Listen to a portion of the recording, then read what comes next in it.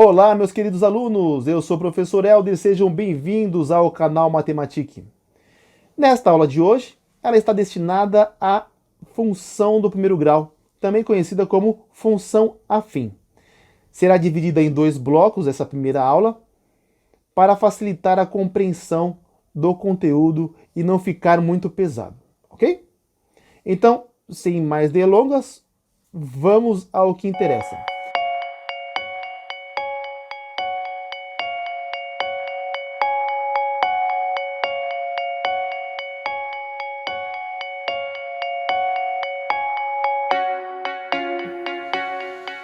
A habilidade que estaremos desenvolvendo nessa aula é saber reconhecer relações de proporcionalidade direta e inversa, representando-as por meio de funções. Então, já começamos aqui com o nosso amigo Panda, ele está tirando uma sonequinha. E vocês há de concordar que, quanto maior a quantidade de tempo que esse Panda vem dormir, maior será o seu descanso, né? Como essas duas setinhas estão na mesma direção, eu posso dizer que há uma relação proporcional. Então ela é diretamente proporcional. Agora, o mesmo pandinha dormindo, se você observar aqui, quanto maior a quantidade de tempo que ele vem dormir, menor é o seu sono. Então aqui eu tenho uma relação inversamente proporcional. Só que não basta isto para saber se é proporcional ou inversamente proporcional. É preciso que tenha uma relação numérica entre esse contexto. Como assim? Exemplo 1. Se o Panda come 12 pastéis em 1 hora, em 2 horas ele comerá quantos pastéis? Né? Então, você já sabe que quanto maior a quantidade de horas que esse Panda vier comer, maior é a quantidade de pastéis que ele vem consumir. Então, já sabe que é diretamente proporcional. Se o Panda come 12 pastéis em 1 hora, em 2 horas ele comerá quantos pastéis? Então, em 1 hora ele come 12 pastéis, em 2 horas já sabe que vai ser o dobro, 24 pastéis, para que isso venha a ser proporcional. Só relembrando, quanto maior a quantidade de horas, maior a quantidade de pastéis. Digamos que você não saiba que o valor ali embaixo venha a ser 24. Então, basta fazer a famosa regrinha de 3, multiplicar o 1 pelo x e o 2 pelo 12. Né? 1 vezes x, 2 vezes 12 vai ser igual a 24, então o meu x é igual a 24. Fácil, né? Só relembrando aqui o conceito de regra de 3.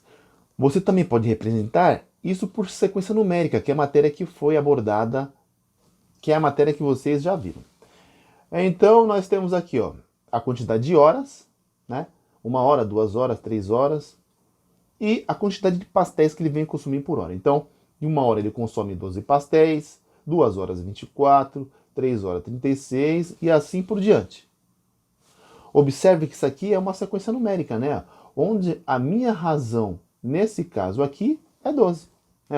Se você pegar e somar 12 mais 12 vai dar 24, 24 mais 12, 36, 36 mais 12, 48 e assim por diante. Então, já que é uma sequência numérica, eu consigo achar a minha lei de formação, ou a famosa fórmula giratriz. No caso aqui, a minha fórmula giratriz é simples, né? A n é igual a 2 vezes n. Né? É o mesmo valor da razão. Tá? Aqui é n, aqui é f de x, aqui é n e aqui é x. Né? Mas é a mesma coisinha, funciona do mesmo jeito. Se você quiser descobrir, por exemplo, daqui a 5 horas ele vai comer quantos pastéis? Basta você pegar no lugar do x, substituir por 5 e vai descobrir que vai dar 60. Tá? Eu não vou entrar muito nesse contexto, como você descobre essa fórmula giratriz aqui, mesmo porque já foi abordado com vocês em aulas passadas, mas eu vou deixar o link aqui na descrição para que você possa entrar e estar revendo esse conteúdo, se acaso desejar, tá legal? Mas se você ainda tem dúvida como se chega nessa função, calma, que ainda nós vamos se aprofundar um pouquinho mais nesse contexto, tá legal? Você observando essa sequência, dá para analisar que há uma variação dos valores tanto em hora, quanto uma variação dos valores nos pastéis. E é por isso que eles recebem o nome de variável, que ele vem variar conforme o tempo. E eu tenho uma variável dependente e uma independente. Como assim? Conforme vai aumentando a hora, não vai aumentando a quantidade de pastel? Então, quem depende de quem aí? A quantidade de hora, que vai depender da quantidade de pastel que o panda vem consumindo, ou a quantidade de pastéis depende da quantidade de horas que o panda vem consumir? Então, nós temos aqui a variável dependente, que é o pastel, né? E a variável independente, que é a quantidade de horas. Tá bom? Eu posso jogar também essas informações no gráfico, como você pode observar aqui, né? Nós temos o plano cartesiano e do lado dele nós temos uma tabela já formada com os valores do plano cartesiano. Aqui, ó, quantidade de horas em x, quantidade de pastéis em y. E por que eu coloquei horas no x e pastéis no y? Porque, grave bem isso, a variável independente, ela sempre vai ser o x. E a variável dependente sempre vai ser o y. Legal? Como foi visto anteriormente lá, a quantidade de pastéis vai depender da quantidade de horas que o nosso amigo panda vem consumir, vem comer. Então, quanto maior a quantidade de horas que o panda estiver comendo, maior a quantidade de pastéis que ele vai estar consumindo. Então, a variável dependente é a pastel e a independente é a hora. Agora é só fazer a intersecção dos pontos. O que é a intersecção dos pontos? É o encontro dessas duas linhas, né? Ó. Eu gero um ponto de intersecção. Então, gerando um ponto aqui, ó, 1 e 12, no próximo 2 e 24 e assim por diante. Com isso, com as uniões desses pontos, sempre vai dar uma reta. E por que sempre vai dar uma reta? Porque é uma função afim, uma função do primeiro grau. Se der diferente de uma reta, ela já não é mais uma função do primeiro grau. Tudo bem? E se você observar aqui, ó, conforme vai modificando o meu tempo, né? Vou aumentando o meu tempo, não vai aumentando a quantidade de pastéis? Então eu posso dizer que essa função aqui, ela é uma função crescente. Se fosse ao contrário, seria decrescente. E no exemplo 2, o porquinho Roy pula a corda no seguinte ritmo indicado na tabela. Então, na tabela aqui nós temos o pulo e os minutos.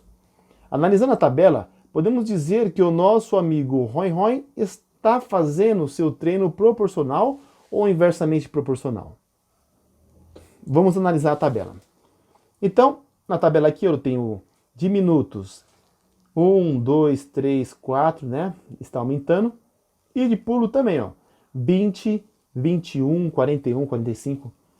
Mas se você analisar a razão entre esses dois números aqui, ó, eu tenho esses valores. De 20 para 21, 1, de 21 para 41, 20, de 41 para 45, 4. Se você analisar, aqui não tem uma proporção, não tem uma lei de formação. Então, com isso, eu posso dizer que esse exercício aqui, ó, ele não é proporcional. Então, não tem como descobrir função nenhuma aqui. Legal? Finalizamos aqui o bloco 1 da primeira aula. Não esqueça que essa primeira aula foi dividida em 2 blocos devido ao tamanho dela, ok? Já está disponível aqui na descrição o link para você entrar na segunda aula. Então, não perca tempo. Vamos lá, então, dar continuidade na matéria. Ah, mas antes de ir lá, eu também deixei na descrição as atividades para que você possa estar se divertindo mais tarde, legal?